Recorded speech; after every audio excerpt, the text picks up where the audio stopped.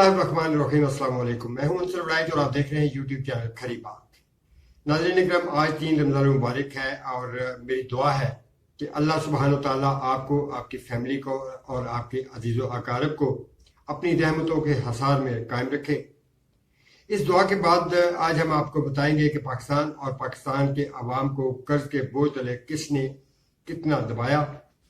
1947 से 2023 तक हुक्मरानी करने वाले हुक्मरानों के चेहरे आज की वीडियो में बेनकाब होंगे, इसलिए हमारी आज की वीडियो एंड तक जरूर देखिएगा ताकि होशबा इनकशाफात से आप महरूम न रह जाएं। मगर इससे पहले आज की अहम खबरें भी आपके साथ शेयर करनी है। इससे पहले कि हम अपने प्रोग्राम की तरफ बढ़ें, मेरी आपसे गुजारिश है कि अगर आपने अभी तक हमारे यूट्यूब चैनल को खरी बात को सब्सक्राइब नहीं किया तो बराए मेहरबानी सबसे पहले सब्सक्राइब का बटन प्रेस कर दीजिए और अगर हमारी वीडियोस आपको पसंद आए तो उनको लाइक और शेयर जरूर कीजिएगा। तो नाज़रीन करम, सबसे पहले मैं आज की अहम तरीन खबरों के हवाले से जो मुख्तसर खबरें आप तक पहुंचाना चाहता हूं, उसमें सबसे पहली और सबसे बड़ी खबर यह है कि पाकिस्तान तहरीक इंसाफ को एक और झटका लग चुका है। मसूर नशस्तों से मुतल्लिक सुन्नी इत्तेहाद कौंसिल की दरखास्त पेशावर हाई कोर्ट ने आज मुस्तरद कर दी है। दरखास्त मुस्तरद करने का यह फैसला पेशावर हाई कोर्ट के जस्टिस इश्तियाक इब्राहिम की सरबराही में समाअत करने वाली 5 रुकनी बेंच ने मुत्तफिका तौर पर दिया। किसी एक जज ने भी इसमें इख्तलाफी नोट नहीं दिया और पांचों के पांचों जजों ने इस फैसले को मुत्तफिका तौर पर जारी किया और सुन्नी इत्तेहाद कौंसिल की दरखास्त को मुस्तरद कर दिया। इसके अलावा साबिक वज़ीर-ए-आज़म मियां नवाज शरीफ के दोनों बेटों हसन नवाज और हुसैन नवाज के तीनों केसेस में दायमी वारंट मंसूख कर दिए गए हैं। इस्लामाबाद की एहतसाब अदालत ने हसन नवाज और हुसैन नवाज का इश्तिहारी स्टेटस भी खत्म कर दिया है। हसन और हुसैन नवाज के वकील काजी मिसबा ने अदालत को बताया कि अल अजीजिया और एवनफील्ड रेफरेंस में दीगर मुल्ज़मान बरी हो चुके हैं, जबकि फ्लैगशिप रेफरेंस में ट्रायल कोर्ट ने मेरे मौकलान को भी बरी कर दिया था। तो जिसके बाद इस्लामाबाद की एहतसाब अदालत ने अपना फैसला जारी कर दिया और मियां नवाज शरीफ के दोनों साहबजादे पाकिस्तान में अब महफूज हैं और उनकी गिरफ्तारी का फिलहाल कोई इम्कान नहीं है। तो नाज़रीन करम, तीसरी और अहम खबर ये है कि मियां शहबाज शरीफ की क़यादत में कायम होने वाली मौजूदा हुकूमत ने पेट्रोलियम मसनूआत की कीमतों में इजाफे की जो समरी उन तक पहुंची थी उसको मुस्तरद करते हुए कीमतों को बरकरार रखने का फैसला किया है। तो नाज़रीन इकराम, अब चलते हैं पाकिस्तान में हुक्मरानी के मजे लेने वाले अवामी खिदमत के नारे लगाने वाले हुक्मरानों ने किस किस दौर में और कितना कितना कर्ज लिया।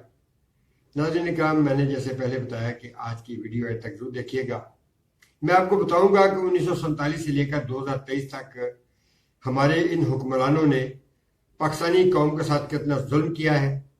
नाज़रीन इकराम, 24 करोड़ पाकिस्तानी 2.5 लाख रुपया फी पाकिस्तानी कर्ज के बोझ तले दबा हुआ है और ये सारे करतूत और ये जो कारनामे हैं ये हमारे हुक्मरानों के हैं। हुक्मरानों के साथ कौन कौन मुलव्वस है इस पर भी बात करेंगे, लेकिन मैं आपको बताना चाहता हूँ कि 1947 से लेकर 1971 तक जो दौर हुकूमत था उसमें सिर्फ 30 अरब रुपए का कर्ज था पाकिस्तान पर। फिर एक नया दौर शुरू हुआ पाकिस्तान पीपल्स पार्टी का, जिसमें वज़ीर-ए-आज़म ज़ुल्फ़िकार अली भुट्टो थे।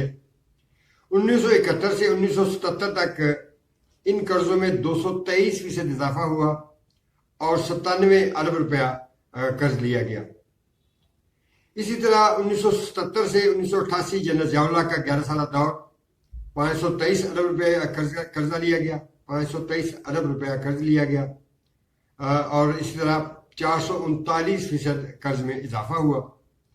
इसी तरह 1988 से 1990 तक पाकिस्तान पीपल्स पार्टी की हुकूमत बेनज़ीर भुट्टो शहीद वज़ीर-ए-आज़म थी। उन्होंने मजमूई तौर पर इस कर्जे में 36% इजाफा किया और इस तरह 711 अरब रुपए का कर्ज लेकर हुक्मरानी चलाई। फिर एक दौर आया 1990 से 1993 पाकिस्तान मुस्लिम लीग नून का पहला दौर, वज़ीर-ए-आज़म मियां नवाज शरीफ। इन्होंने अपने दौरे हुकूमत में 1136 अरब रुपए का कर्ज लिया, यानी पाकिस्तान के मजमूई कर्ज में 60% इजाफा किया। फिर 1993 से 1996 पाकिस्तान पीपल्स पार्टी का दौर आया, وزیر اعظم تھی بینظیر بھٹو شہید. انہوں نے اس پاکستان کے قرض میں 50% اضافہ کیا اور 1704 ارب روپے کا قرض لے کر حکمرانی کے مزے لیے. پھر 1997 سے 1999 کا دور آیا اور پھر پاکستان مسلم لیگ نون کا دور تھا اور وزیر اعظم تھے میاں نواز شریف. انہوں نے مجموعی قرض میں 73% اضافہ کیا اور 2946 ارب روپے کا قرض لے کر جو سٹرکچر ہے وہ بنائے یا خدمت کے نعرے لگائے.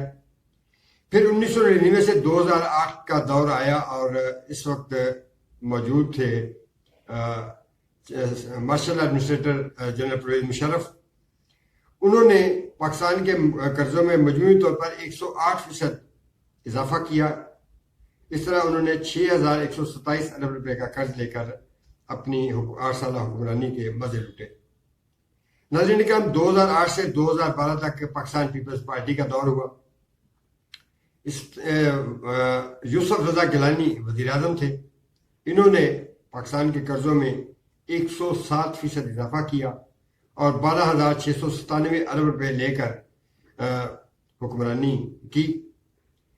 پھر یوسف رضا گیلانی صاحب کے خلاف ایک عدالتی فیصلہ آیا اور انہیں وزارت عظمیٰ چھوڑنی پڑی. پھر 2012 سے 2013 پاکستان پیپلز پارٹی کی حکومت تھی.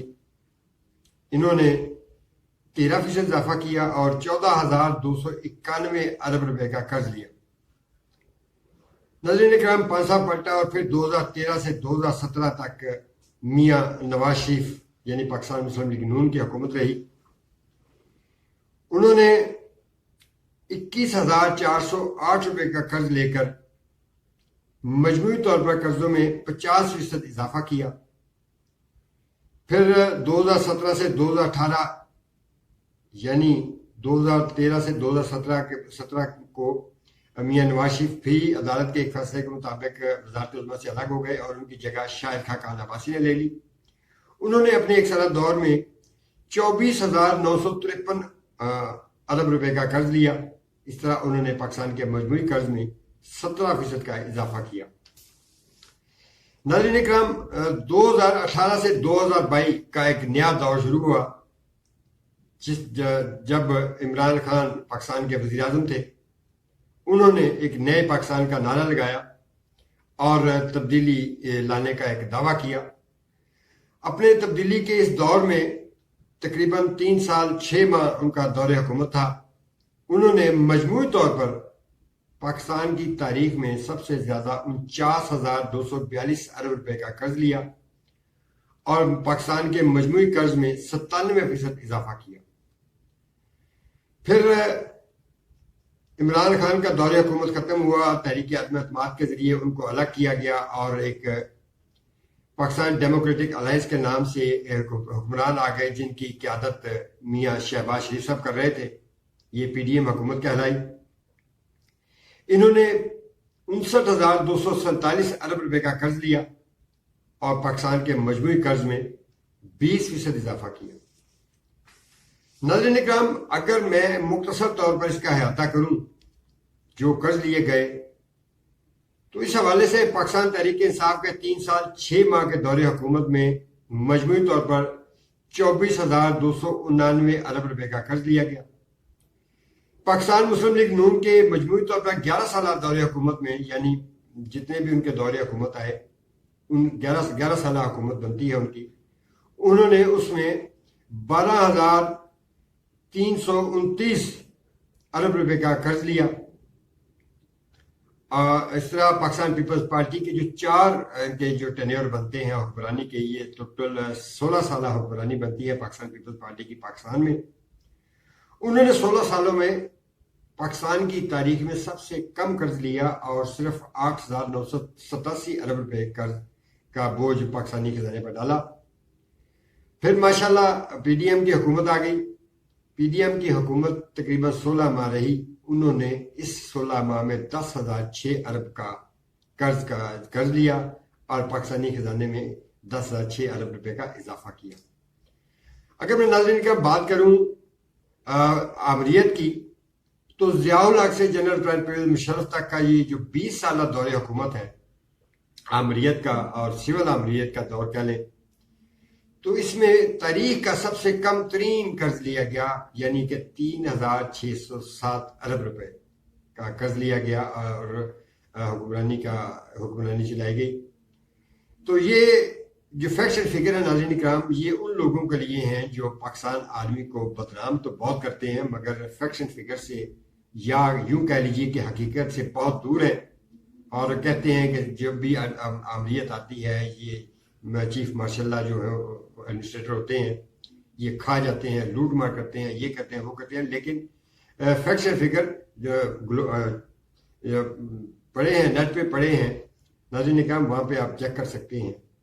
تو اس حوالے سے تو ماشاء اللہ پاکستان کے لیے بہترین آپشن ہے، کیونکہ ماشاء اللہ دور میں صرف 3607 ارب روپے کا قرض لیا گیا۔ تو ناظرین اکرام، یہ ہماری پاکستان کی جو تاریخ ہے یہ بڑی دردناک ہے، اذیت سے بھری ہوئی ہے، لیکن ہم آنکھیں چراتے ہیں پاکستان کی تاریخ سے اور کوشش کرتے ہیں کہ جو ہماری دانشوری ہے لوگ اس کو مانیں اور جو حقائق ہیں اس پر پردہ پڑا رہے۔ آج کے اس دور میں یعنی کہ جیسے آپ دیکھتے ہیں سوشل میڈیا ہے، الیکٹرانک میڈیا ہے، پرنٹ میڈیا ہے، بہت تیزی کے ساتھ خبریں باہر نکلتی ہیں، مگر آج بھی اتنی غلط بیانی کی جاتی ہے تو اندازہ لگا لیں کہ جس نے پاکستان کی تاریخ لکھی ہے یا جس نے دنیا کی تاریخ لکھی ہوگی اس نے کیا کچھ نہیں کیا ہوگا، اور ہمارے پاس جو معلومات آتی ہیں کیا وہ درست ہے یا ان میں بھی مبالغہ آرائی کا پہاڑ موجود ہے۔ تو ناظرین اکرام، ابھی تک اتنا ہی، اگلی ویڈیو تک لی اجازت چاہتا ہوں۔ اللہ نگہبان۔